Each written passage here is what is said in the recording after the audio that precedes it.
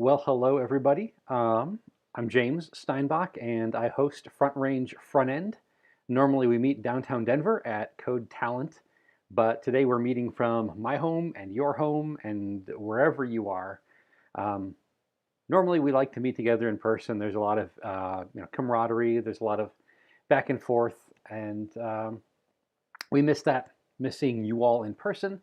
So we are hoping for uh, a level of safety and healthiness to where we can be meeting together in person. But until then, we're going to work on getting some live streamed talks. And tonight, we're excited to talk about variable fonts. So we should have chat turned on. If anything is going wrong, for example, you can't hear me or the screen freezes, I'm trying to follow along with the preview myself, but in case anything does go wrong, please, by all means, hit me up. Let me know if we do need to turn up volume, adjust anything, or if we lose any kind of connectivity. So, yeah, thanks so much for tuning in. Thanks for taking time out of your evening to be here tonight, and thanks for being excited to learn about variable fonts. So, with no further ado, I see we got a handful of folks watching now, and that's great. I'm going to go ahead and before I get started, I'm going to do a quick audio check with a local device, and then we'll jump right in.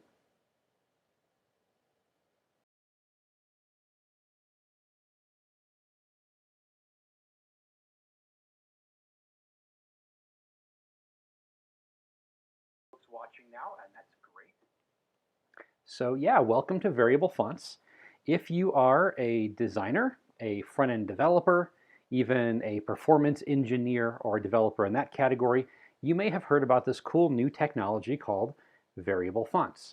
And if you are watching at home, yes, you can follow along with the slide deck live. If you go to the URL or click, you can't click, sorry. If you go to the URL printed at the bottom of the slide deck, that will take you to the live slides. I can't auto advance, but you can follow along there if that's more legible. So yeah, how do you get started with variable fonts? What is it? How does it look? Like, is there an advantage to it, design, visual-wise? What's the deal with variable fonts and how can we make good use of them? Let's get started with some info for the designers. Visually, let's talk about what a variable font is, what it looks like, and what it can do. First off, how does a variable font work? And to answer that question, I'm going to back up a step and ask, what is a font? And I'm not trying to get into that whole debate between, like, is a font different from a font face, different from a typeface, and all the precise technical typographic definitions. Those are cool. Those are fun to learn. Those are great to read about. But that's not what I'm asking about now. I mean, digitally, how does a font file work? A font file is a file full of glyphs. And a glyph, or a character, is a vector shape. A vector shape is like an SVG. It's like something you might draw in Illustrator or Inkscape or Sketch, any of those kind of tools. You draw, corners and dots, and then you pull on the little handles to move dots along and create paths. And that's a vector shape. It scales perfectly, which is why a font is crisp and clear at 1,000 pixels tall, just as much as it would be at 10 pixel font size. They're vector shapes just like the contents of an SVG. But a normal font file has a whole bunch of vector shapes, and each one of those is mapped to a single Unicode point or a Unicode identifier. In other words, when somebody types a letter A on their keyboard, that sends a signal to the font file and says, hey, I got Unicode character, and it gives a value for A, lowercase a. What glyph do you have for me to display? And that's the way a font behaves. It's a whole bunch of vector shapes, each one attached to a Unicode ID. What's a variable font got in it? Still glyphs, but they're leveled up this time. This time, instead of one static shape per Unicode point, a variable font file contains a shape and instructions for morphing or manipulating that shape along any number of specified axes. And I'm saying axes like plural of axis, not axes like plural of axe, just in case anybody out there is thinking, oh cool, axe throwing. That'd be a fun meetup, but not tonight. So the glyphs in a variable font file are different. They're glyphs that come with instructions for how to change their shape, their thickness, the thinness, the width, the height. Basically any value in that vector you might want to manipulate, a variable font has instructions for doing that. So yeah, That will, as you might imagine right away, kind of increase our file size. So we're going to talk about that later when we get to performance, but it's basically a glyph, but way better.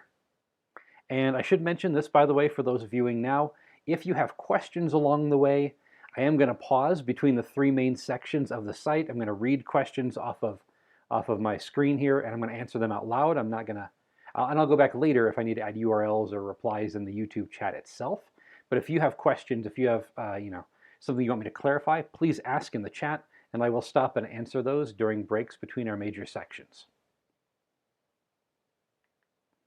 So I mentioned that variable fonts can have an axis or multiple axes. So what are they? What are axes? What do they do? It depends. Kind of the answer to everything, right? There are 5 standard axes that are part of CSS spec and all the browser support. And those 5 standard axes are weight, slant, italic, yes, that's different from the angle the letter is slanted toward, width, and optical size. Not every variable font has all 5 of those axes. They're all optional. It just has to have at least one axis to be a variable font.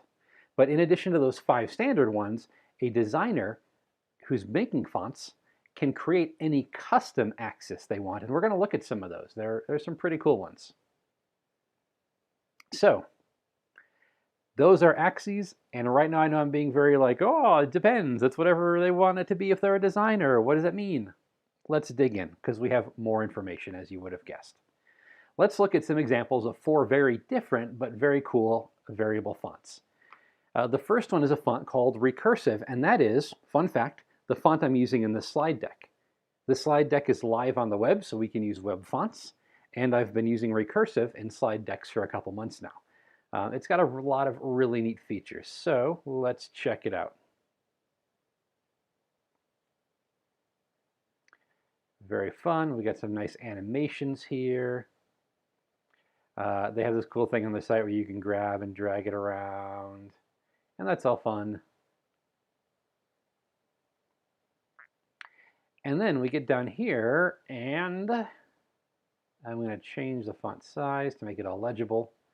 And this trial segment is a really cool word, and we're going to check it out for a second, because here now are the 5 axes we can mess with.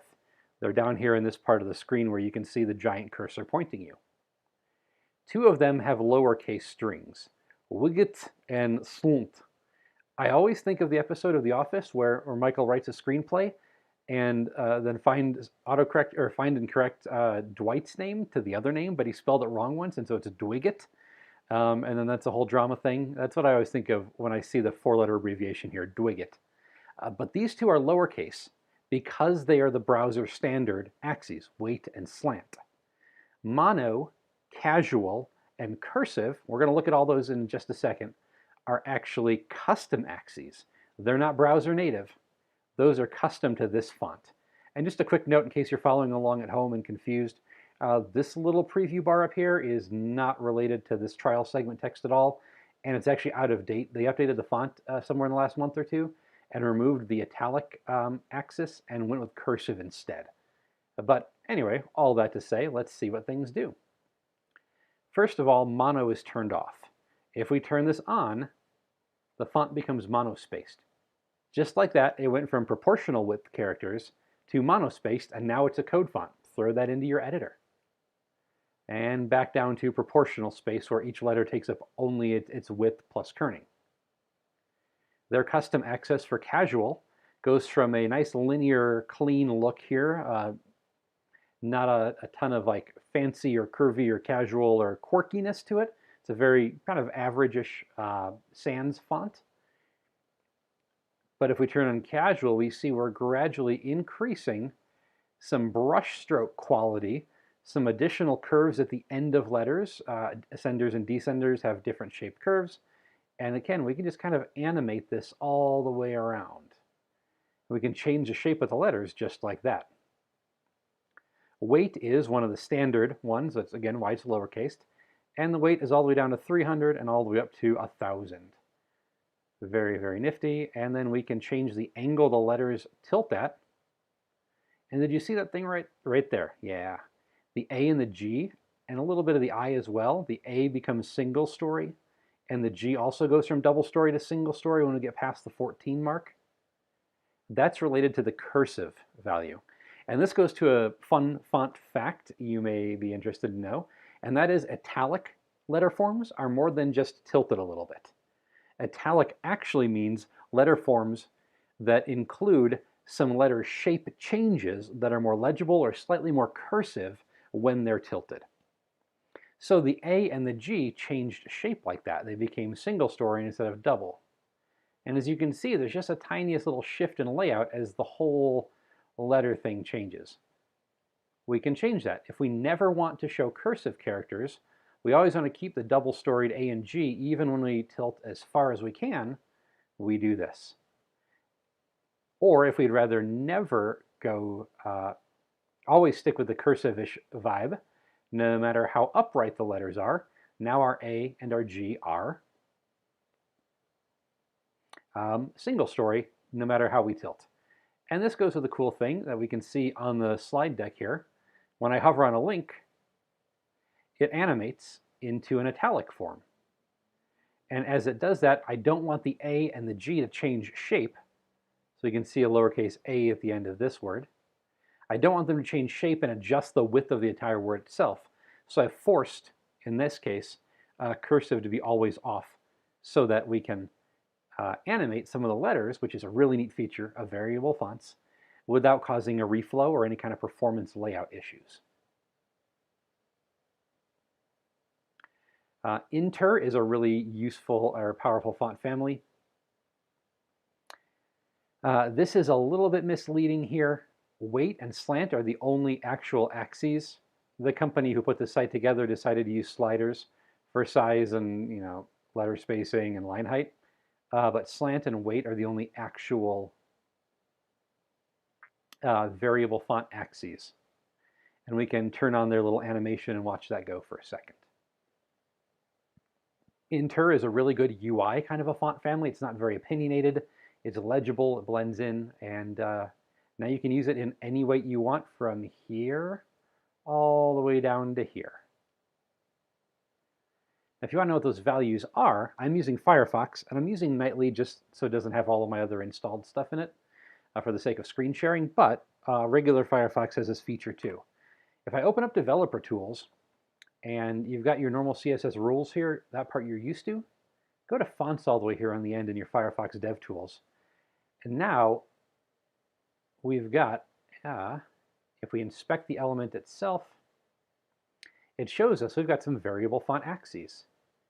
And we can adjust those over here, just the same as we were doing in the browser itself a moment ago.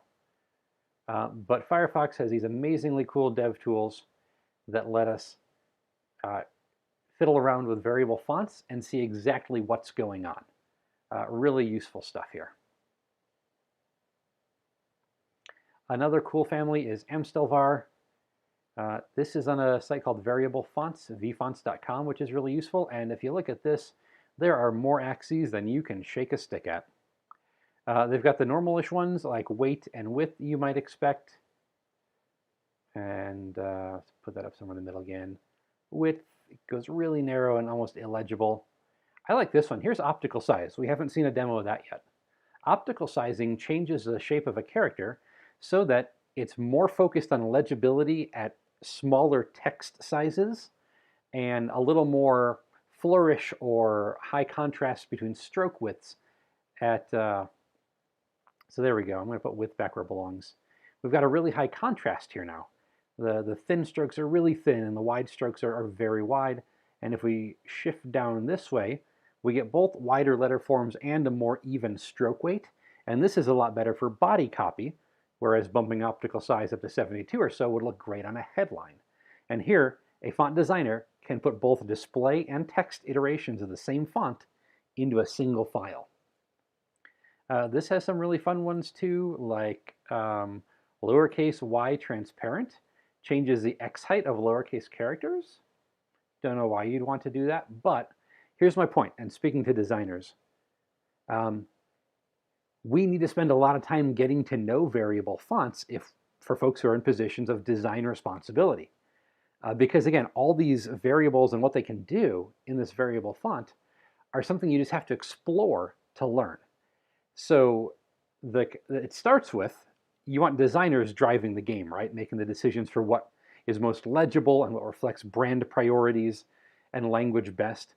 And so designers, let's get into research. Let's dig into the sites that offer variable fonts. Let's see the ones that match what we're trying to do, and let's get those out and send front-end developers, hey, can we use this? Can we do these axes? Can we make these modifications at these screen sizes or this font size?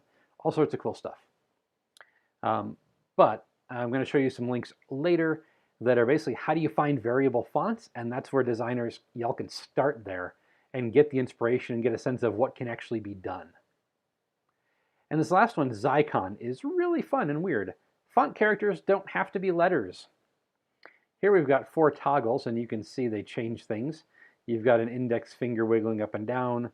The dog is baying at the sky. The cat is standing. The turtle is hiding. The star is slightly inverted at the end. The arrow stripes move. All sorts of cool stuff. We've got a different toggle over here. We can move a different finger. We can change the shape of that rhombus down there. Here we can mess with some more things. The lock can become unlocked. I like this one a lot. Watch the moon. I love it. Or maybe it's a sun. I think it's moon phases, but yeah. That is so cool. And here you've got an instant animation. Just for kicks and giggles, you can take the shape of this moon, use this font, throw it on your page, and use a JavaScript library that runs off a user's location if they've given permission, finds their current moon phase, and sets it. Actually, you don't even need a location for that. It's just a calendar. And sets a variable on this somewhere between -1 and 1 that adjusts the moon phase. Such cool stuff. And motion 2 spins the clock hands, or the hour hand on this little watch. Motion 1 spun the minute hand. There's so many cool things. It doesn't have to be even letter shapes. Basically, any axis can be tied to any variable, any detail in the vector shape, and make it change. So those are some examples of variable fonts. Sorry. There we go. That's the slide I was looking for. Now, where do you get them from? And here are some cool places. I just showed you vfonts.com. We'll go back there and you'll see the landing page. Just dozens of these fonts, and it shows you which axes they support.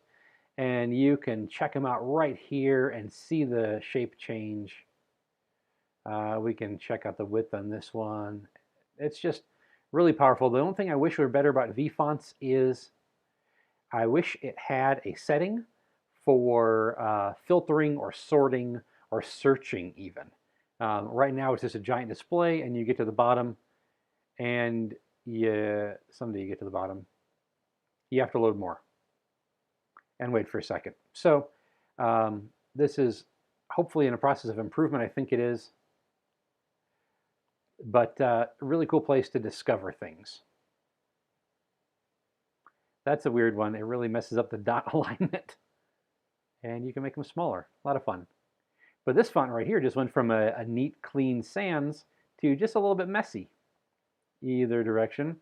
Or it can go to completely illegible. This would be a fun thing if you had a site where, you know, it was a kind of a gamified thing and somebody had to decode a secret message. You could go from this back out to legible with a variable font and axis manipulation. Really cool kind of stuff.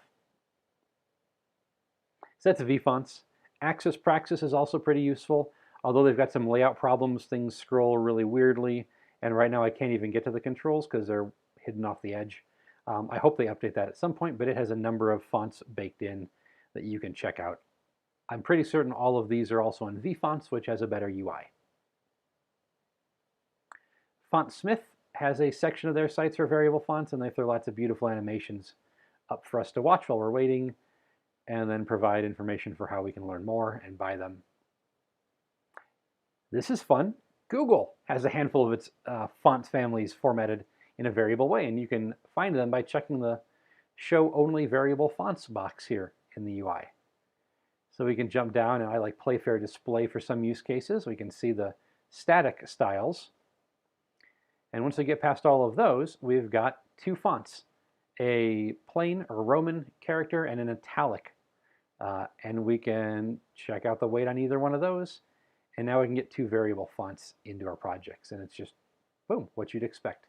Most of the Google variable fonts are just weight axes. A couple might have width, but I think it's all just weight for the most part. My Fonts is a great place to buy fonts if you like buying them. Again, designers, speaking to you in the research and purchasing zone.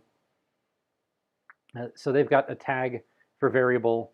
They've also got a tag for variable font and a tag for variable fonts and a hyphenated tag for variable font, because I'm 90% certain these are user-generated tags. They let the foundries put their own information on here.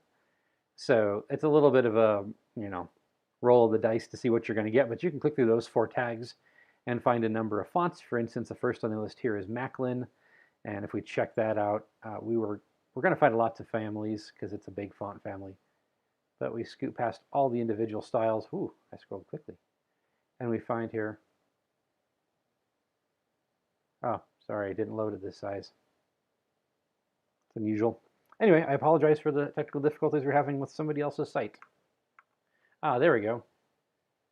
I would get past all the static files, and at the bottom we've got 4 variable files. Regular and italic for the slavish version. Hard to tell if it's a slab or serif, that thin. And then variable sans, regular and italic. So yeah, you can find these on My Fonts too. The one big missing thing here is Typekit, right? I wish Adobe Fonts, I wish they would start tagging and making variable fonts easier to find, because that's a huge thing that lots of designers I've worked with in past projects have used, and it's disappointing that they haven't. Plenty of blog posts on their blog about how to use variable fonts. It's really helpful stuff. But I would love it if they would tag their own catalog and surface variable fonts more quickly there. And then one more tool I want to show you, and this is a weird pun name, wakamaifondu.com. And this is awesome. If you've already got the font file available to you, this is a great site. It doesn't violate your licensing terms in any way because it doesn't upload anything. There's no other server or other computer you have to worry about. But if you drop a font here, and I'm sorry, I should have been ready for this and had one ready to go. You drop a font on here and it will scan the font, and then it will provide you a display of all the glyphs that font contains, all the variable axes, all the font features like ligatures and tabular or proportional numbers. Every detail that you can get at with CSS, it shows you, which is a really, really powerful tool. So you just drop a font file here, and right there in the browser window, it tells you everything you could possibly want to know about that font.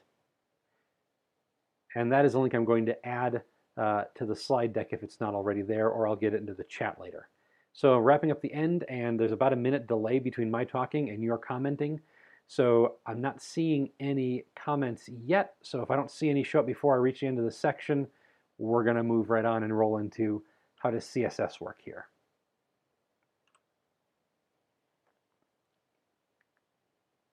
All right, we are at how does CSS work. And if somebody does have a question that shows up late, please throw it in the chat. If I don't answer it at the end of the live stream, I will answer it in chat tomorrow.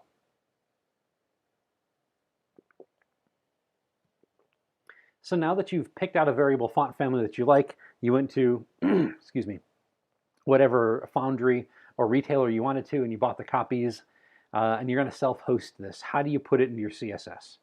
If you're using Google, I mean, they just provide you a link to put right in a link tag in your header, and your head of your page, so that's pretty easy, and you can use that Google hosting for variable fonts as well. I would remind you, Google uses that as a tracking vector for individuals across the web. That's problematic to a lot of people.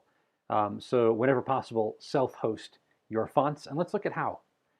We've been self-hosting fonts for, yeah, thank you, Carl. I see your comment come through a little bit because of the delay. That is a hard thing to spell on the first try. So let's look at fonts in CSS. The first thing we're going to talk about is a font face block. And this is familiar. If you've been using static fonts for a while and self-hosting them, you've been putting this CSS or something very much like it into your style sheets. We give the font a name with font family. We point toward the file itself with source. And just for the record, if you're wondering, you're used to seeing sites like spit out like 4 different URLs with a format all comma chained here into source.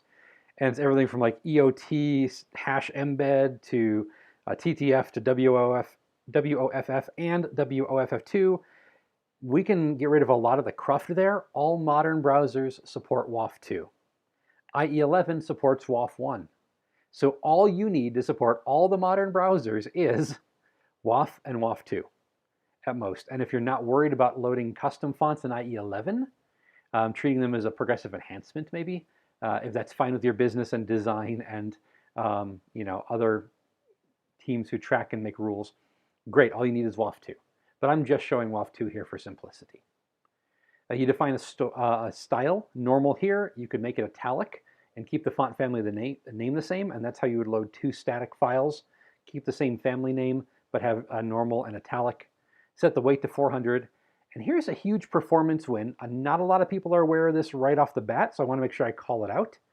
If you set font display swap, you're giving the browser an instruction, go ahead and load a fallback font first, and then once this request to font/normal.woff2 completes, and we've got the file, then upgrade all the fonts to use the custom one. And what that does is it really helps your users out. If a font file request hangs, you've got a timeout, something like that, you're going to have trouble. And the user will be stuck looking at a page where no text is rendered because the font is missing for as long as the browser is willing to let that timeout go in certain conditions. Saying font display swap gives the browser permission to use a font down the line in the font family array that you've got on the text itself to render the text for real and then upgrade to the custom web font when it shows up. And that applies to both static and variable fonts. So that just says, I don't want my users to be stuck looking at a page with no text. Let them read right away and then level up the fonts as soon as a request is completed. And really, most of the time, that's so quick. It's rare that a user spends considerable time looking at fonts that are fallback and then gets a load after the fact with the custom web font. But anyway, it's a big performance win. And Google, their Lighthouse scanner, will recommend that as well. But now, let's level up our font face block and stick a variable font in there. Line 1 is the same. We're still going to have a font family and give it a name. Even with spaces in the name, CSS-wise, you don't actually need quotation marks around it. A lot of linters emphasize that just because it's more legible to some folks. And it does get syntax highlighted slightly better in certain editors, depending on what package you're using to highlight your CSS or Sass or whatever flavor you've got. But now we've got to change. Source, I've got two references to the same WOFF2 file, but I've got two different format values. And why is that? This is a thing browsers are still ironing out, and there are a couple of inconsistencies, but the good news is no browser is going to request that file twice. This is not a performance problem with the repetition. The first line was spaces, and the word supports is probably going to win because there's another cool type of leveled up font. We're all used to static fonts. That's been the thing for forever. We got variable fonts tonight, but there's a thing called colored fonts where you can actually put multiple colors into the same characters in a font in multiple vector shapes that are layered with the color. So anyway, then we're going to have WOFF supports color as well and supports variations, etc. And then we'll get a variable font that supports multiple colors, and that will be a real awesome design complexity and cool implementation. But at any rate, and occasionally your mileage may vary. If you come up to a browser that doesn't support WOFF2 supports variations or WOFF2 hyphen variations, you can just put WOFF2 in the format as a third comma chain value here, and they'll still render it, even if otherwise they wouldn't. So anyway, source changed a little bit. Font style has changed as well. Instead of normal or italic, we're going with oblique, and that actually keys into the slant axis in a variable font if it's supported. And for the sake of this code block, this screen, we're assuming that you're using a variable font that supports slant, width, and weight. That's what we're demonstrating here. Stretch cues into the font width axis, and font weight now has a range of values. That's a new thing for us, from 100 to 900 that can be used by the weight axis. And again, display swap for performance. So what we're doing here with font style, font stretch, and font weight is putting in some technically optional properties. But what they do is they give the browser the ability to know in advance the limitations on how far this font can tip, how far it can be stretched, how heavy it could be, or how light it could be in terms of weight. So we're giving the browser parameters and providing it opportunities, if it chooses, to optimize rendering in advance and to reject invalid values in advance. So that's what's new in font face. The font family property is the same as it was before in CSS, but I want to show off a little support query we should be using. And actually, I left out part of the slide. We should have font variation settings : normal. And I will adjust that and push that change tomorrow. But for now, we're going to use our normal font by default for our text elements. But then we're going to load the variable font as part of font family when we're in supports font variation settings normal. And what that does is it makes the browser say, yes, I support variable fonts. That's what that property inside of the support query tests. I support variable fonts before we allow it to read a CSS property that actually uses the variable font on the page. And you don't want to try this without supports. It needs to happen inside a support query. Otherwise, you'll have browsers trying to use variable fonts who can't, and that's not an ideal situation. So let's dig into that new property that I showed you inside the support query parentheses. What does font variation settings do? It controls all the axes that the variable font has built into it, whether that's one of the standard ones like weight, width, slant, italics, or optical sizing, or a custom one like we've seen cursive and lowercase y transparency and all sorts of fun ideas. This is going to look a little bit like font feature settings. You may be familiar with that CSS because it's been around for a few more years. Font feature settings is how you get a hold of font features like ligatures and I mentioned proportional or tabular number shapes. And this is all a whole big fun thing. If you're not used to the words I'm saying, that's cool. That's a thing you can research later. It's not really relevant to tonight's talk. But if you do already know it, it's a good point of comparison. And the syntax is exactly the same. It's, as you can see down about the 6th line there, a quoted 4-letter string followed by a value.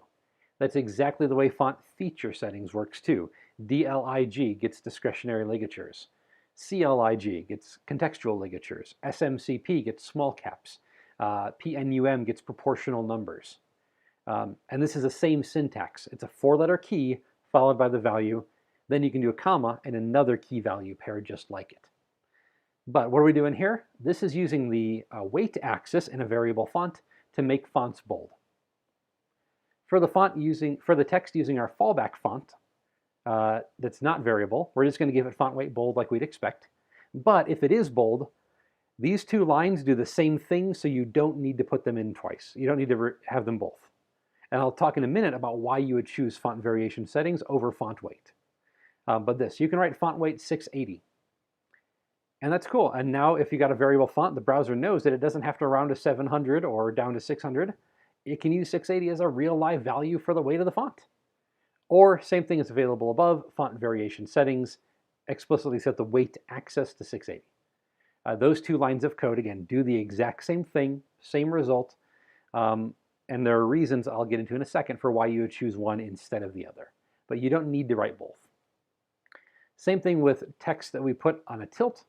We can make it italic for the fallback font, but now we can set with a font variation a custom angle for the amount of tilt in that font. And here we're using for font style oblique 10 degrees instead of italic 10 degrees. Italic doesn't support the 10 degrees after it, and this is a more performant or better supported way to use font style to get at the slant axis. But of course, you can always just use font variation settings, slant 10, and that'll give you the 10-degree slant you want.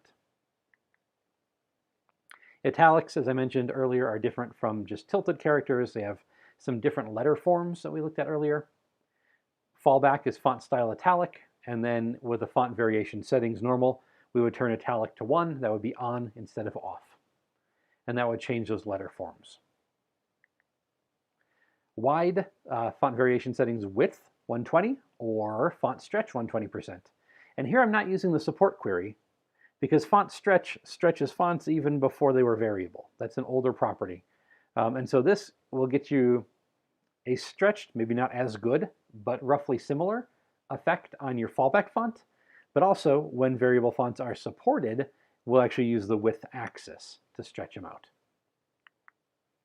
And then display, we can change the optical sizing either with font variation settings OPSZ 100 or with a CSS property dedicated to that axis, font optical sizing 100. Now that's all a bunch of slides showing you how you would adjust one property at a time. But what if you have a variable font and say you want to set the weight and modify the width and on hover adjust the tilt and also toggle in certain cases between mono and proportional letter or character width. For instance, Recursive, the font in this presentation, does that. Let's talk about using CSS Custom Properties, a favorite topic of mine, to manage that. Here is an example, not copy-paste for your project, but an example way we can use CSS Custom Properties to manage multiple font variation settings values independently. And this is the same trouble we run into with font feature settings. You have to repeat all the values every time you want to just change one of them. The same problem we have with transform, where if you want to change rotate and scale, but not scale, you have to repeat both the rotate and scale functions in the element that's only rotated but maintains its original scale, that kind of thing. So here's how we manage that with custom properties. We set a bunch of defaults, and that's what the value after that comma does. In each parentheses sets a default value to use if the variable or the custom property hasn't been defined. So here we set this all up, and then if we want heavy text, we set the weight to 820 with a custom property, not a CSS property. We don't have to rewrite all the font variation settings every time we want to change a value. We can just reset the value itself. Very cool. The one caveat with the CSS technique is the selector you use around the selector block has to apply to every element where you're going to adjust one of these values with a custom property. So we can set weight to 820 or slant to -10 or width to 150 and do those all independently of one another. And then we could have one text element somewhere on the page that gets a class text as its base and then 3 modifiers, heavy, slanted, and wide. And now it takes on all those properties, 820, -10 degrees, and 150 stretch, and it works. You could also do this with individual properties, and if we were going to go that route, here's what things could look like.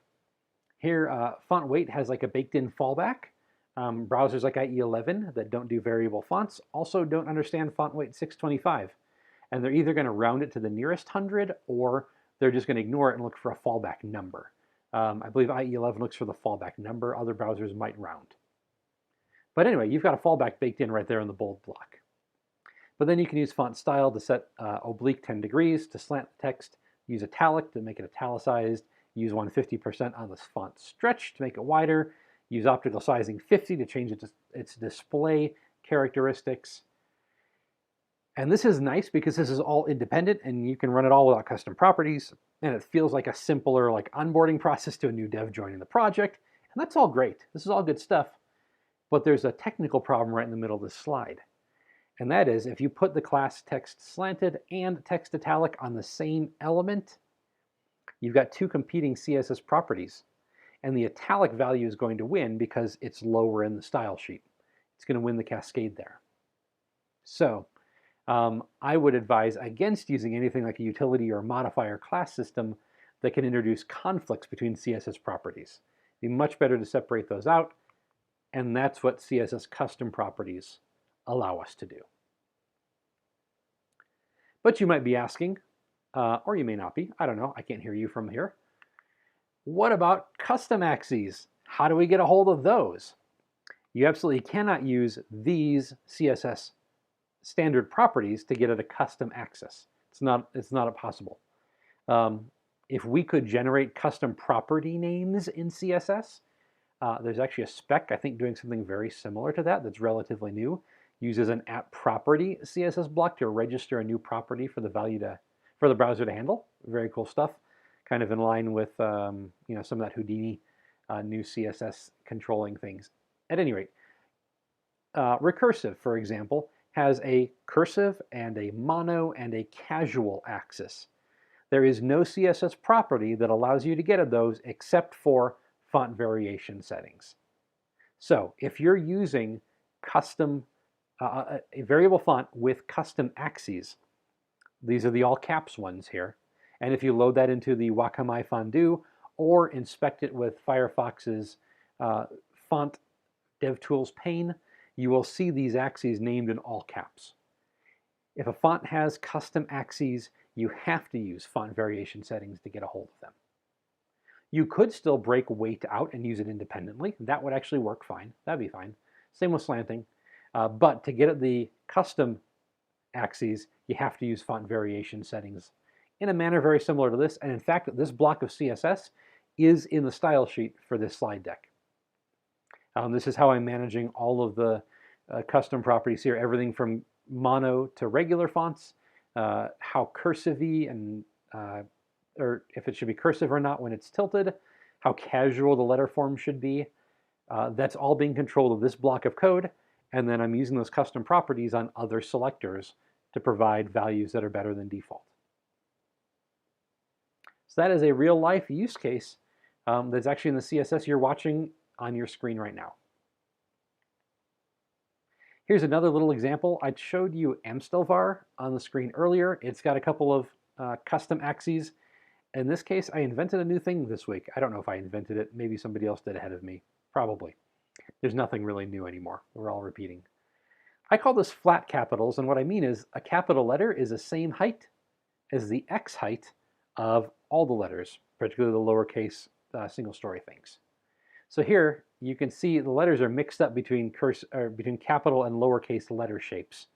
But the height is consistent because I reduced the uppercase height with YTUC, and I increased lowercase x height a smidge with YTLC, and now I've created flat caps. And this is kind of badly kerned because of what I've done, not because the font is a bad font, because of the way I've abused things for the sake of a demo.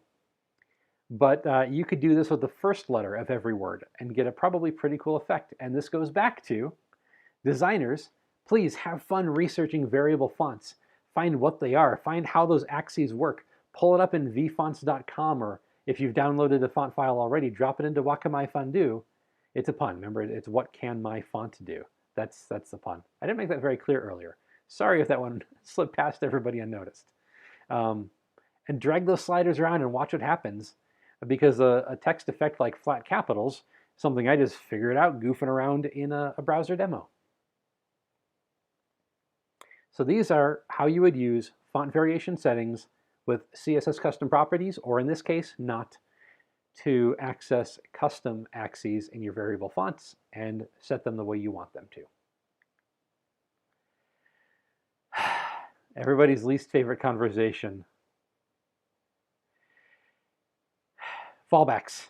What about IE11, somebody says, because they're biz dev or product ownership or whatever metric measuring people on the team say, we've got a valid business reason to support IE11 as best we can.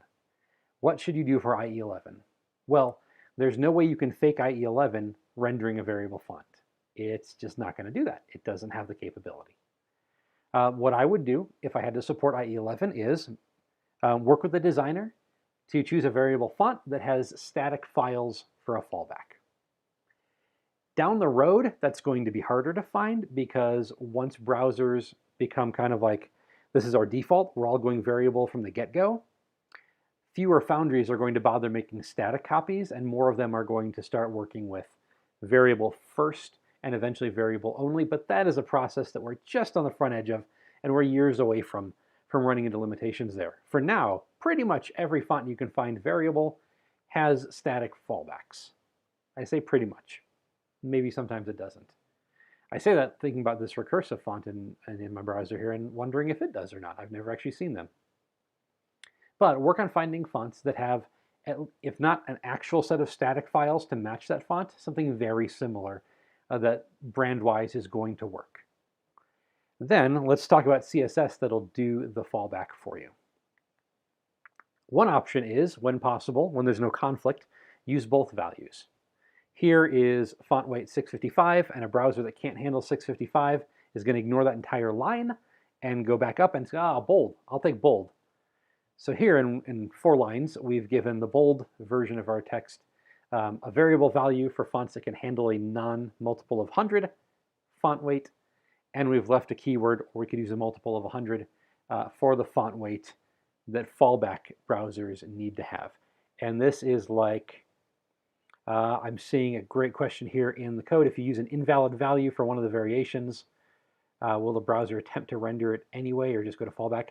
My experience has been that the browser will try to get as close as it can. So let's say your slant axis goes from 1 to 15, and you put 100 in there. Most browsers, from my experience, are going to cap that, and they're going to be like, 100? What's the nearest valid value? 15. We're going to use 15, okay? That's all we can do. So I think that's a behavior we're going to get from most modern browsers. I'm not positive, and I will attempt to remember to try some testing on that maybe later next week if I can, and see if I can get browsers, how they all handle it. It's a great question, though, and an awesome bunch of follow-up research that I want to do now. Thank you for that, Flower Power 789. Or we can do this below, the second block of code. Sorry, I interrupted my slide because I was almost certain that was exactly the same question I was answering. It was really close. I timed my answer badly. Apologies. So we can either do the top or we can do the bottom. IE11 doesn't know what font variation settings should do, so it discards the entire property and value, and it just does bold. So both of these are reasonable and effective ways to get your fallback value. You can also use a support query. Here's a place that's super duper necessary. When you're actually setting font family itself, you have to put that in the support query.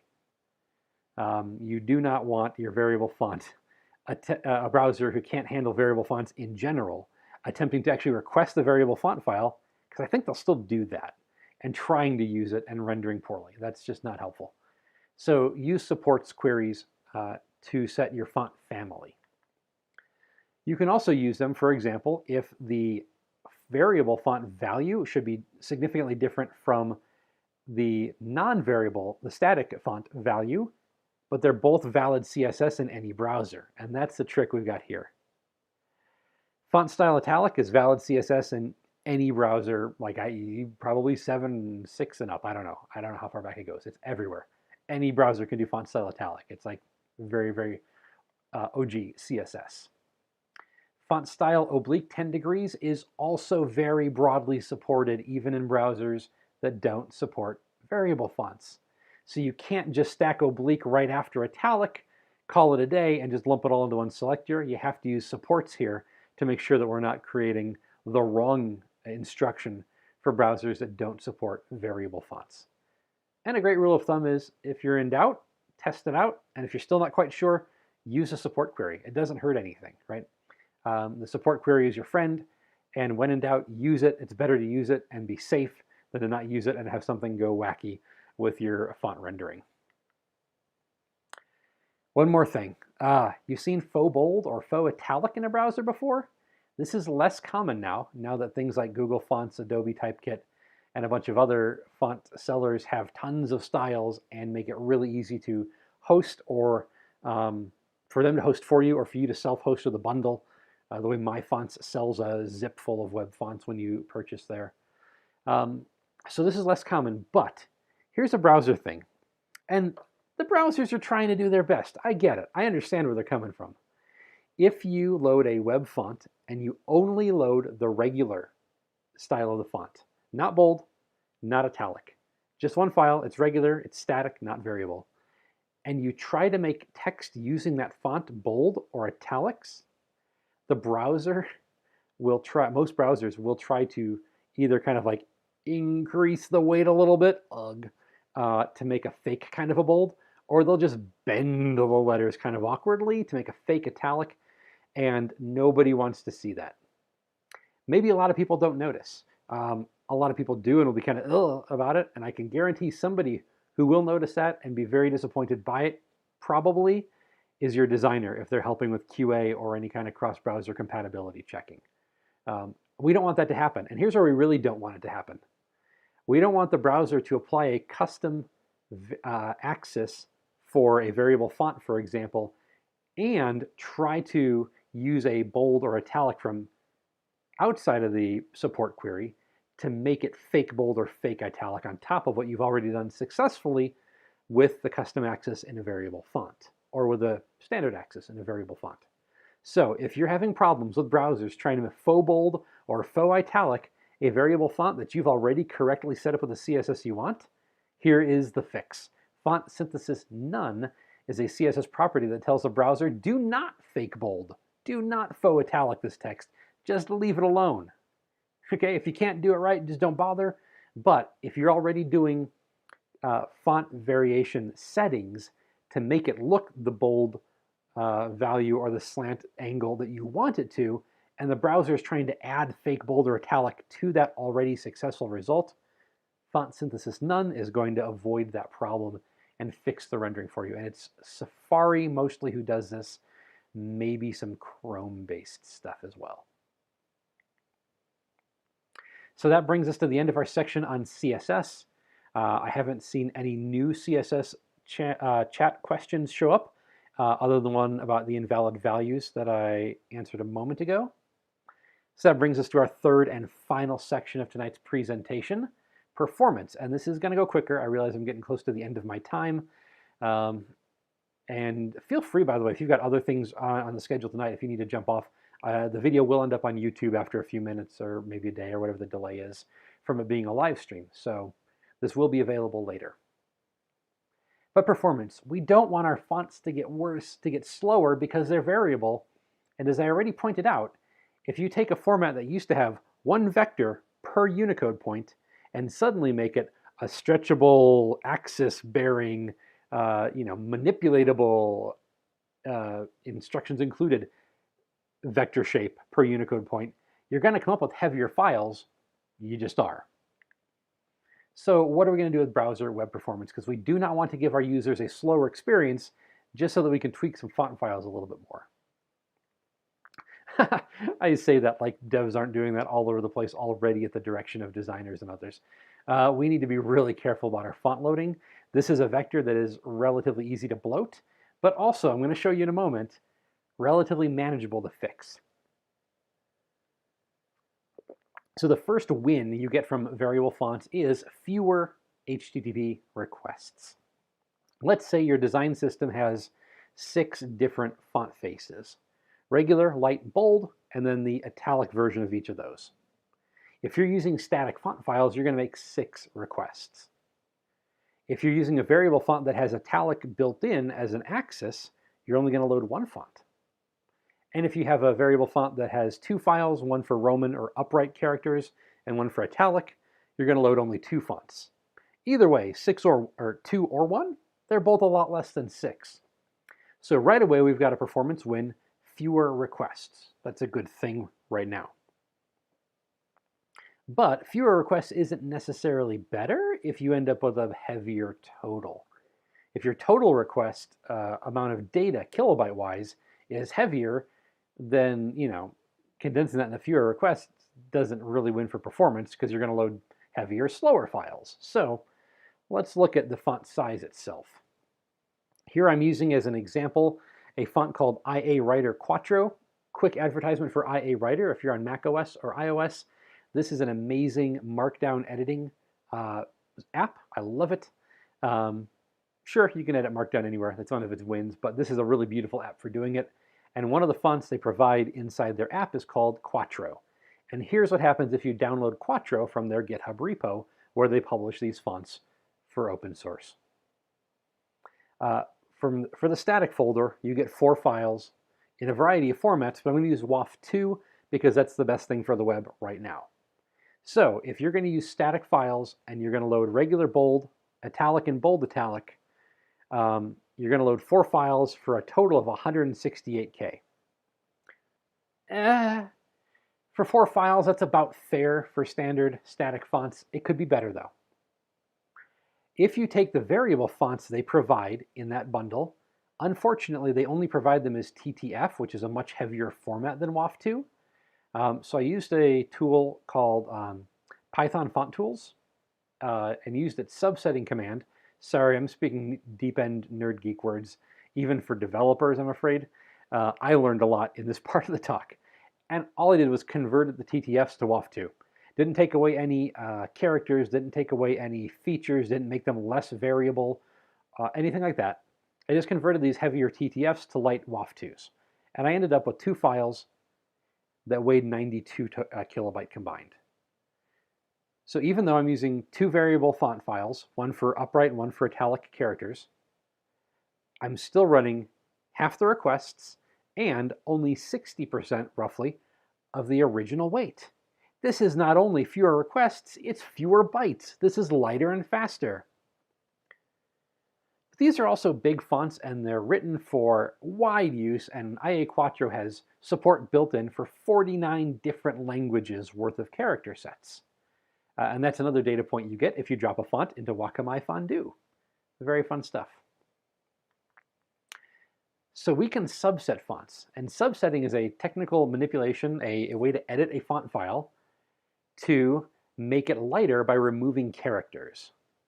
Now, I'm writing this entire talk that you're watching tonight as a slide deck in English, because that's what I speak, and that's what my audience primarily speaks, and I don't know how to write in other languages.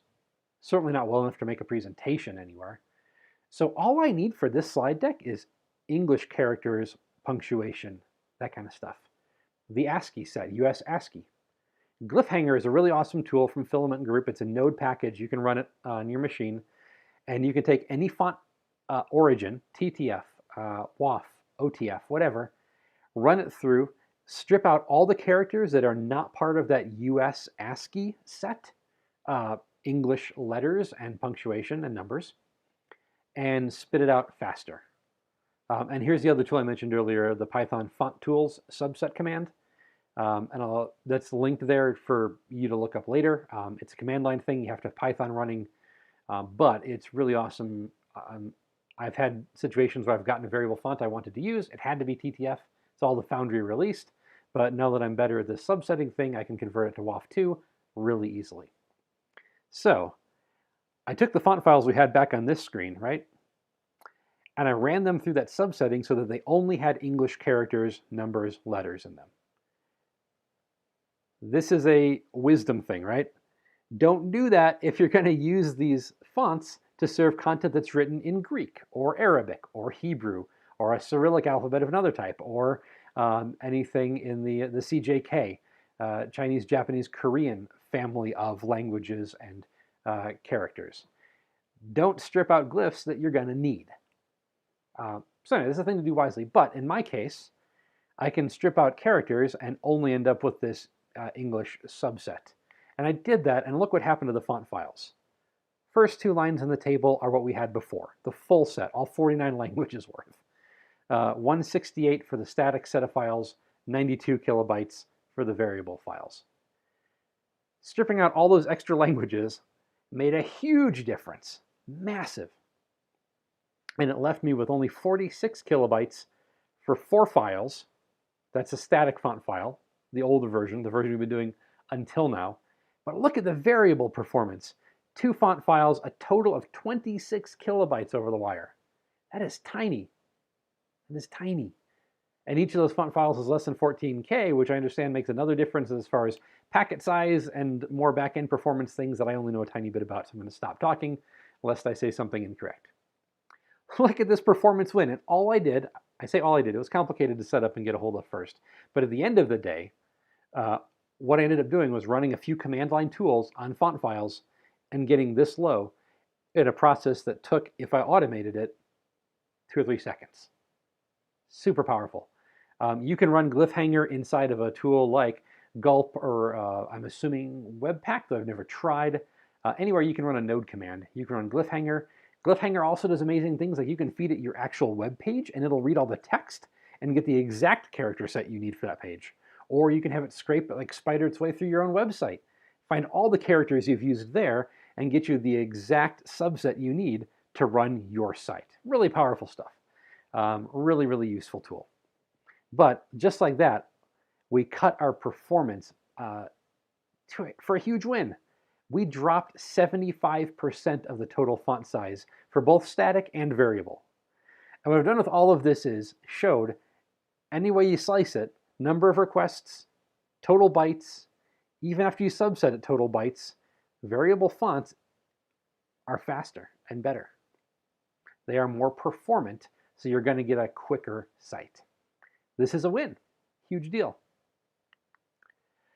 Here's a couple of commands I put in here just for grins and giggles. These are the commands I ran on my machine to install and to run those subsetting commands.